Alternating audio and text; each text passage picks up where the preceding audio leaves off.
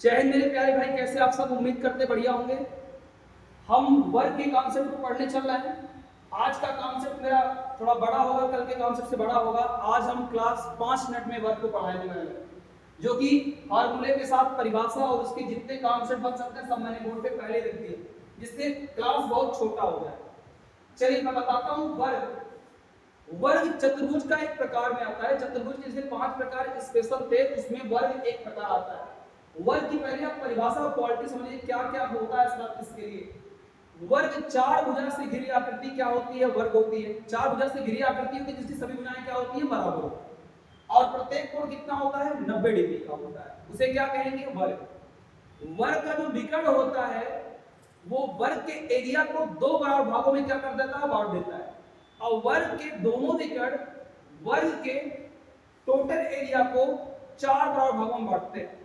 जहां विकर्ण एक दूसरे को काटते हैं वहां पे कितने डिग्री कोण बनता है? आपको पता होना चाहिए, 90 डिग्री कोण होता है वहां पे। चलिए अब हम मानते हैं कि अगर एक वर्ग है और इसकी साइड मतलब भुजा दी गई है 30, तो इससे कितने कितने प्रश्न एग्जामिनर पूछ सकता है आपसे। तो पहला अगर इसका परिमाप पूछेगा तो इसका परिमाप होता है 4 गुणे भुजा अर्थात 30 चौकी कितना हो जाएगा? 120।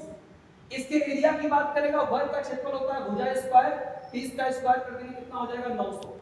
इसके विकर्ण की बात आती है तो भुजा के साथ √2 गुना होता है, यानी वर्ग का जो विकर्ण होता है भुजा √2 होता है अर्थात 30 √2। वर्ग की परित्रिज्या, वर्ग की जो परित्रिज्या होती है वो एक इसके विकर्ण की क्या होती है? आधी होती है। तो विकर्ण 30 √2 होगा तो इसकी परित्रिज्या 15 √2 होगी। और वर्ग की जो अंतर त्रिज्या होगी वो उसके भुजा की क्या होती है? आधी होती है। एक बार मैं इसको समझा देता हूं, मैं कहा कि आपको परिमाप की बात करेंगे तो ये 30 होगा तो ये भी 30 होगा, ये भी 30 होगा, ये भी 30 हो जाएगा, सभी भुजाएं बराबर। तो 30 चौके कितना हो गया? 120। और अगर एरिया की बात करेंगे तो भुजा स्क्वायर होगा अर्थात 30 का स्क्वायर कितना हो जाएगा? 900। वर्ग का जो विकर्ण होगा इसे विकर्ण बोलते हैं, ये क्या होगा? 30 √2 होगा। वर्ग की परित्रिज्या, परित्रिज्या मतलब इस पॉइंट से इस पॉइंट तक की दूरी को ही परित्रिज्या बोलते हैं, जो कि क्या होती है? 15 √2। और अंतर त्रिज्या क्या होती है? जो भुजा की क्या होती है? आधी। ध्यान दीजिएगा, परित्रिज्या परिवृत्त बनाती है और अंतर त्रिज्या अंतर्वृत्त बनाती है। ये है अंतर त्रिज्या और ये है परित्रिज्या। चलिए कॉन्सेप्ट में सिखा करके अगर आपको एरिया देकर के वही सब पॉइंट्स पूछे तो कैसे करेंगे। तो पहले आप एरिया से जैसे साइड निकालेंगे, क्योंकि एरिया 144, साइड कितना हो जाएगा? 12। ये स्क्वायर किसका है? 12 का स्क्वायर है ना। तो अगर साइड 12 आएगा तो उसकी पेरीमीटर 12 चौके कितना हो जाएगा? 48। इसकी विकर्ण जो होगी वो 12 √2 होगी क्योंकि भुजा √2 होता है। और इसकी परित्रिज्या विकर्ण की आधी, 12 रूट का आधा कितना होगा? 6 √2। और अंतर त्रिज्या जो होगी इसकी वो भुजा की आधी होगी अर्थात भुजा कितना है? 12। तो इसकी अंतर त्रिज्या कितनी हो जाएगी? 6। आइए तीसरे आपको फिगर से और समझाते चीजें। इस बार वर्ग का परिमाप दिया है कितना? 160। तो सभी भुजाएं अगर बराबर होंगी और परिमाप दिया है कितना? 160, तो इसकी प्रत्येक भुजा कितनी कितनी आ जाएगी? 40 40। तो इसकी प्रत्येक जो भुजा होगी साइड होगी कितनी हो जाएगी? 40। परिमाप दिया है, परिमाप अब नहीं पूछेगा। ध्यान दीजिएगा, अब आपसे एरिया अगर पूछेगा तो इसी साइड का स्क्वायर कर दीजिएगा। ये 40 का स्क्वायर कितना हो जाएगा? 1600 हो जाएगा। बात आती है विकर्ण की। विकर्ण आपको पता होना चाहिए, जो साइड होता है उसको √2 से गुणा कर दीजिएगा अर्थात 40 √2 होता है। अब बात आती है इसकी परित्रिज्या, जो कि उसकी क्या होती है? भुजा की क्या होती है? जो परित्रिज्या होती है ये क्या होती है? विकर्ण की आधी होती है। सॉरी, वर्ग की परित्रिज्या विकर्ण की आधी होती है। विकर्ण कितना है? 40 √2, ये कितना हो जाएगा? 20 √2। और उसकी अंतर त्रिज्या क्या होगी? उसकी भुजा की आधी, भुजा है 40 तो अंतर त्रिज्या कितनी हो जाएगी? 20। आइए इसके चौथे आकृति पे कैसे समझाते हैं। इस बार मुझे विकर्ण दिया है कितना? 16 √2।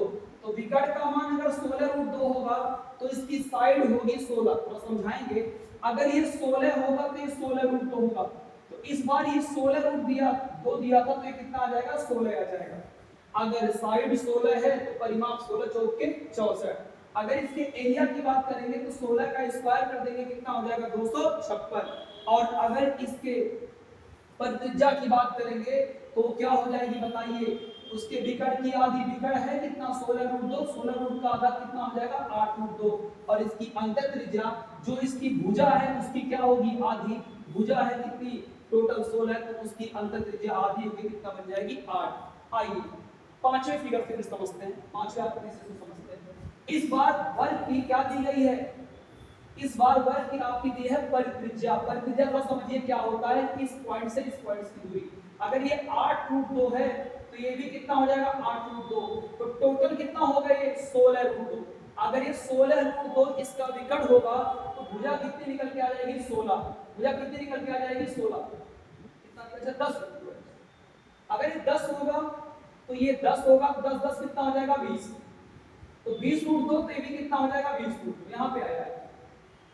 तो याद रखिएगा अगर ये 20√2 होगा तो साइड कितना हो जाएगी 20, और साइड 20 होगी तो परिमाप हो जाएगा 20 चौके कितना 80। और अगर आपका परिमाप 80 हो गया, साइड 20 है, तो उस कंडीशन में एरिया 20 का स्क्वायर कितना होता है 400 हो जाएगा। और अगर इसकी अंतर त्रिज्या की बात करेंगे जो कि भुजा की क्या होती है आधी, भुजा कितना है 20, तो इसकी अंतर त्रिज्या कितना हो जाएगी 10। फिगर आपका ये कौन सा है 6वां है, 2 4 6, 6वां फिगर समझते हैं। इस बार आपकी अंतर त्रिज्या का मान कितना दिया है ध्यान दीजिएगा 12। अगर अंतर त्रिज्या का मान 12 होगा तो इसकी पर त्रिज्या का मान क्या होगा 12√2 होगा, और पर त्रिज्या का मान 12√2 होगा तो विकर्ण पर त्रिज्या का डबल होता है, तो 12 का दुगना कितना होगा 24√2। और अगर साइड की बात करेंगे तो डायगोनल में 24√2 होगा तो साइड 24 होता है। क्यों?